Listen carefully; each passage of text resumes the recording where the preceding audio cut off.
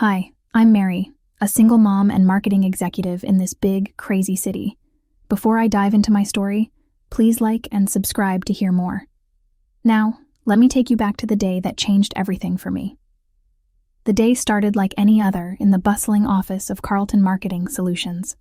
The sound of keyboards clicking, phones ringing, and coffee brewing filled the air. I was preparing for a big client meeting when my phone buzzed. It was my son's school. Panic knuckled its way into my chest. "Mrs. Smith, it's urgent. Your son, Jamie, he's very ill." Dropping everything, I rushed to Mr. Carlton's office. He sat there, his back to the city skyline, eyes glued to his computer screen. "Mr. Carlton, my son's sick. I need to take the day off." Without looking up, he replied in that icy tone of his. "Company policy, Mary. No short notice leaves." "I understand, but this is an emergency. He's just a kid and I'm all he's got." Finally, he turned, his eyes as cold as his voice. "It's a no, Mary. We have a business to run here." The words hit me like a freight train. "But sir, my son needs me." His response was blunt. "If you leave now, don't bother coming back." I stood there, my mind racing. My son was sick, and here I was, being forced to choose between my job and my child. I made the only choice I could. "Then I guess this is goodbye, Mr. Carlton." As I left his office, I could feel the eyes of my colleagues on me, a mix of pity and fear. I grabbed my things and walked out, the door closing behind me with a finality that echoed in my heart. On the way to the school, my mind was a whirlwind of emotions. Anger, fear, uncertainty. How would I pay the bills? What about rent? But in that moment, none of it mattered. My son needed me. I reached the school, and Jamie was there, pale and scared. As I held him, I promised myself that this wasn't the end. Mr. Carlton had taken my job, but he wasn't going to take my spirit. "Mom, are you okay?" Jamie's small voice broke my train of thoughts. I looked into his eyes, and a sense of resolve washed over me. "Yes, honey, we'll be okay. We always are." That night, as Jamie slept, I sat at our small kitchen table, a notebook open in front of me. It was time to fight back. No one should ever have to choose between their child and their job. So I began to write. I wrote about every unfair policy, every unreasonable demand, every moment of disregard from Mr. Carlton. I was going to expose him and his toxic ways. In the quiet of the night, with my son sleeping peacefully in the next room, a plan began to take shape. A plan to stand up not just for myself, but for all the others who had suffered under Mr. Carlton's reign. It was the start of something big, something that was going to change our lives forever. So, I've just been fired, and I'm at home feeling all kinds of defeated. But then, I remember Lisa, my old colleague who left Carlton Marketing Solutions a year ago. She'd seen some of Mr. Carlton's antics too. I figured it was time to give her a call. "Lisa, it's Mary. I need your help." "Mary, what's up? You sound upset." "I got fired today, Lisa, for taking a day off to care for Jamie." "Mr. Carlton again? That man's unbelievable. I can't let him get away with this. Not this time." We meet up at this little diner we used to go to during lunch breaks.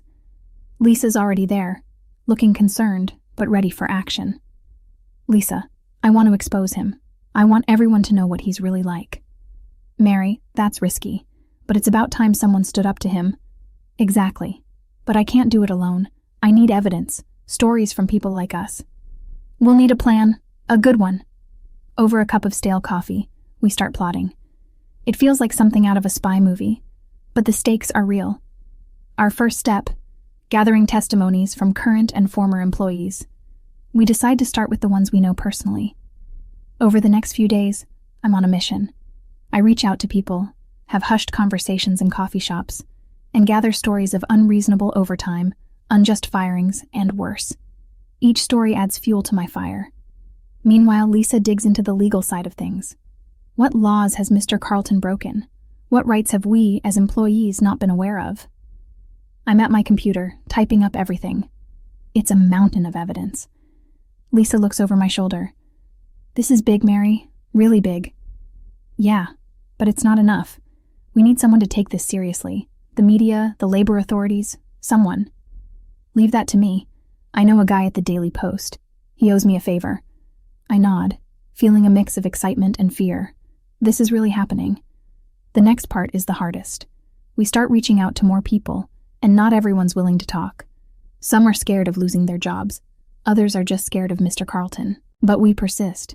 We're offering these people a voice, a chance to stand up against the unfairness they've faced. Slowly but surely, more testimonies start coming in. One evening, after a particularly long day of meetings and phone calls, Lisa and I are back at the diner. "Mary, you realize once this goes public, there's no turning back?"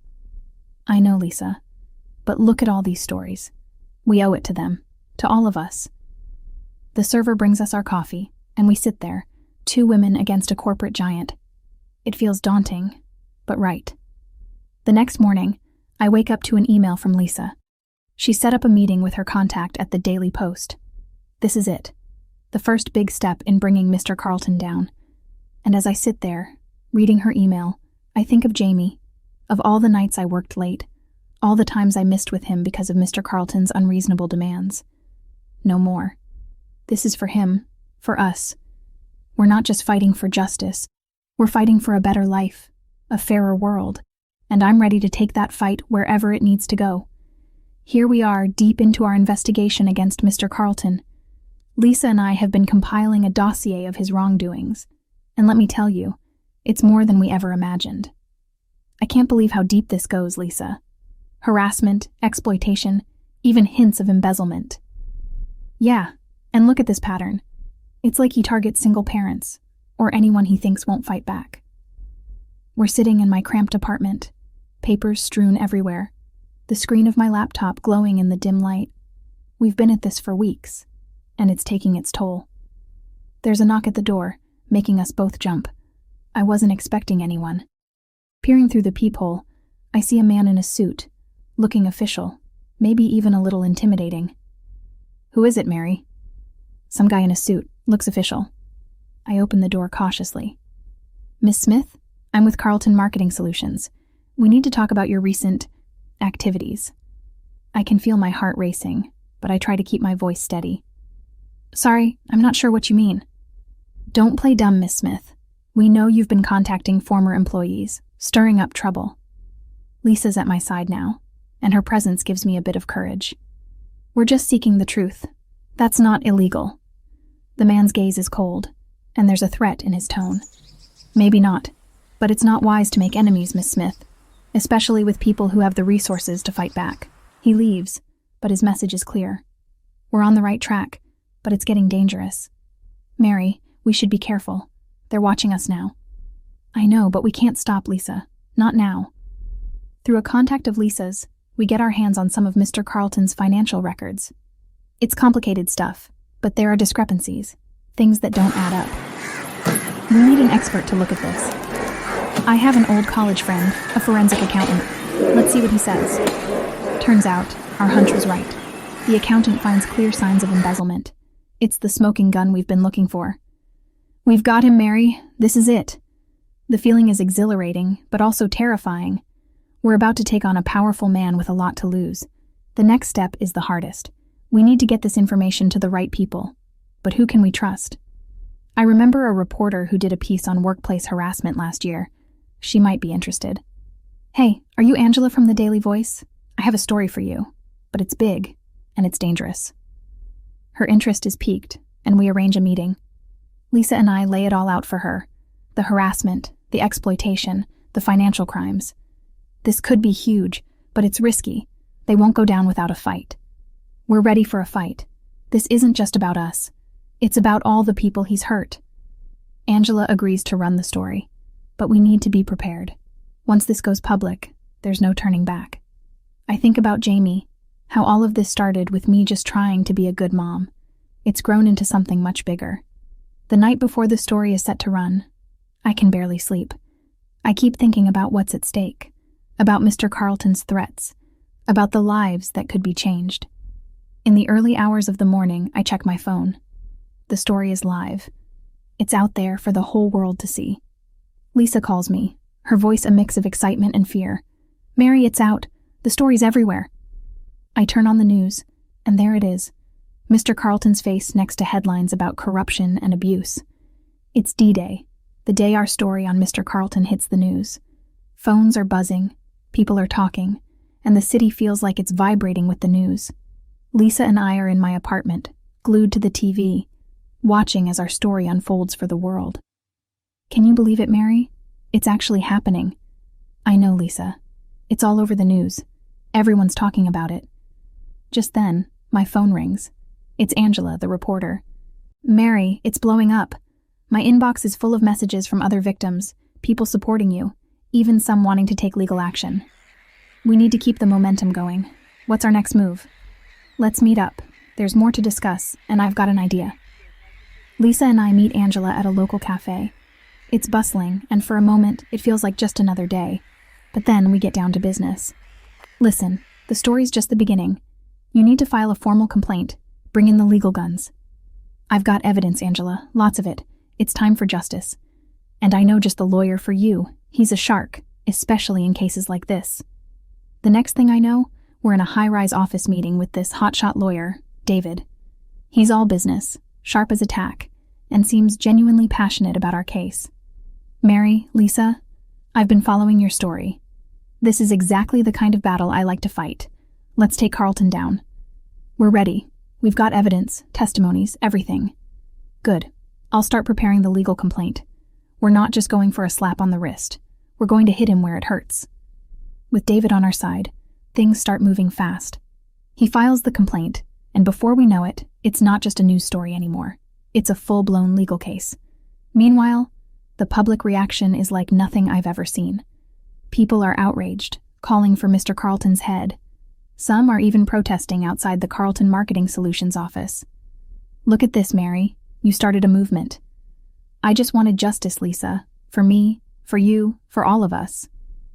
Days turn into weeks, and the media coverage doesn't let up. Mr. Carlton's shady dealings are the talk of the town, and with every new revelation, the case against him gets stronger. Then, one day, my phone rings again. It's Angela. Mary, you won't believe this. Carlton's reached out to me. He wants to make a statement. This could be big, Angela. What did he say? He's denying everything, of course, but he's sweating, Mary. You've got him on the ropes. Mom, why are there people with cameras outside our house? It's just some news, honey. Nothing to worry about. I'm handling it. But inside, I'm a whirlwind of emotions. Fear, excitement, anticipation. We're close to winning this battle, but I know the hardest part is yet to come. One evening, Lisa and I are back at my place, going over some documents, when there's a knock on the door. It's late, unexpected. Cautiously, I open it. Standing there is a man I recognize immediately. It's Mr. Carlton, looking defeated. A shadow of the arrogant boss I once knew. I need to talk to you, Mary. Please. Lisa gives me a look, a silent question. Do we let him in? I nod. I need to hear what he has to say. All right, Carlton. Talk. He steps inside, looking around like he's never been in a small apartment before. I've made mistakes, Mary. I see that now. I'm sorry, truly. His apology sounds hollow, and I can feel anger bubbling inside me. Sorry doesn't change what you've done. You've hurt people, Carlton. Ruined lives. I know, and I'm willing to make it right. Let's settle this. I'll give you compensation. Make it worth your while. It's a tempting offer, but I look at Lisa, and I know what I have to do.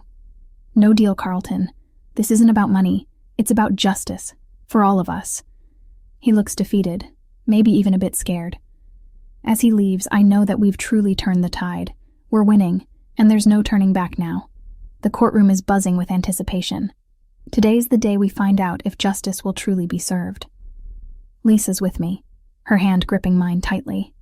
We watch as Mr. Carlton walks in, looking nothing like the powerful executive I once knew. You ready for this, Mary?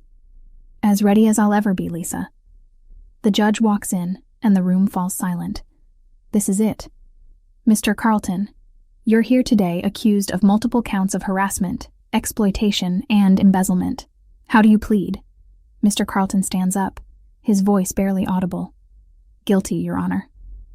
A murmur runs through the room. Lisa squeezes my hand tighter. It's a moment of vindication, but there's no joy in it, just relief. Due to the severity of these charges and your guilty plea, I am sentencing you to 5 years in prison and a significant fine to be paid as compensation to the victims. As the judge announces the sentence, I can feel the weight of the past months lift off my shoulders. But it's not over yet. The judge turns to me. Miss Smith, would you like to make a statement? I stand up, my heart pounding in my chest. Yes, Your Honor. This case was never about money or personal vendettas. It was about justice, about standing up for those who couldn't stand up for themselves. It was about changing a toxic work environment so that no one else would have to suffer like we did. The judge nods, his expression one of respect. Your courage and determination have been instrumental in bringing about this change, Miss Smith. After the sentencing, the media is all over us. Lisa and I walk out of the courtroom, and there's a sea of cameras and reporters. Mary, how does it feel to have won? It's not just my victory.